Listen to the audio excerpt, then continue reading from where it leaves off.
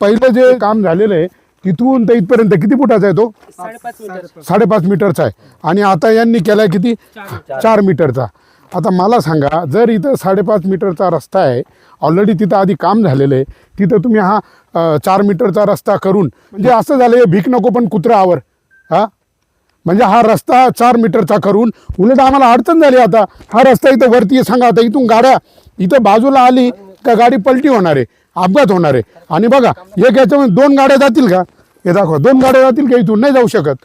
म्हणजे मग एक गाडी किती मागे रिवर्स न्यायची हो? हां, लाज वाटू द्या ना जरा. म्हणजे तुमच्या सोयींपेक्षा अडचणी जास्त होत आहे, आम्हाला त्रास जास्त होतोय. म्हणून या माध्यमातून आता काय म्हणणं आहे तुमचं सगळ्यांचं? हा रस्ता पूर्ण पहिला जो 5.5 मीटर आहे तेवढा झाला पाहिजे.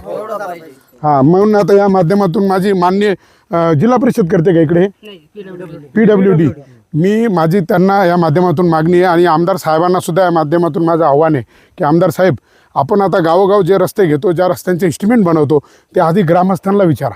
आणि ग्रामस्थांना जसे गरजेचे आहे तिथली वस्तुस्थिती पहा आणि मगच रस्ते मंजूर करा. मंजूर केलेलं होतं हेमंत आप्पांनी. हा. हेमंत आप्पा इथं आले, हा. पूर्ण त्यांचाच निधी हा 5.5 ते 5.5 मीटर.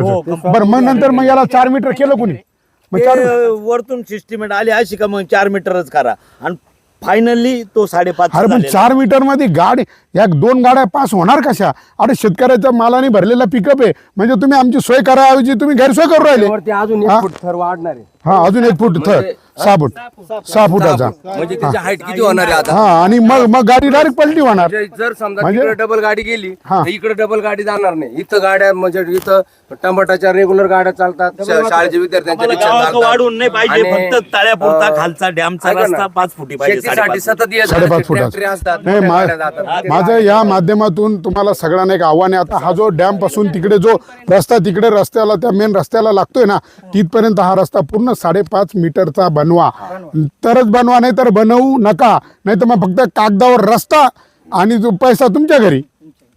निषेध एकदम. हे गल्ली ते दिल्ली हे जे नुसतं रस्ते बनवायचं चाललंय ना देशामध्ये, अरे पण बनवायचे ते नीट बनवा, शेतकऱ्यांच्या सोयीने बनवा आणि त्यांना गरज आहे तसे बनवा. नाही तर मग तुम्ही हे अंगापेक्षा भोंगा करून ठेवू राहिले. म्हणजे आमचा 5.5 मीटरचा रस्ता आहे आणि अर्ध कामे झालेले. म्हणजे हा पैसा शासनाचा नाही, या जनतेचाच पैसा आहे. तुम्ही वाया घालू राहिले. म्हणजे त्या रस्त्यावर परत तुम्ही 4 मीटरचा करू राहिले. एकदम निषेध. या अशा सरकारच्या धोरणांचा निषेध. मान्य आमदार साहेबांना पण माझं आव्हान आहे की तुम्ही या सर्व अशा रस्त्यांकडे जातीने लक्ष द्या आणि ह्या ग्रामस्थांची आधी गरज लक्षात घ्या आणि तसेच इस्टिमेट बनवायला लावा अधिकाऱ्यांना. बघा आता इकडनं एक गाडी आली, मला गाडी भरली आता. आणि मग जेव्हा इथून हा रोड किती राहिला सांगा ना.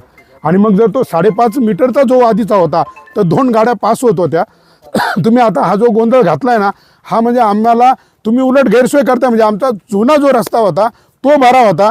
म्हणजे भीक नको पण कुत्र्यावर असं म्हणायची आम्हाला वेळ आली आता तुमच्या या गोंधळामुळे, सावळा गोंधळामुळे. मग हे नक्की कायसाठी केलं?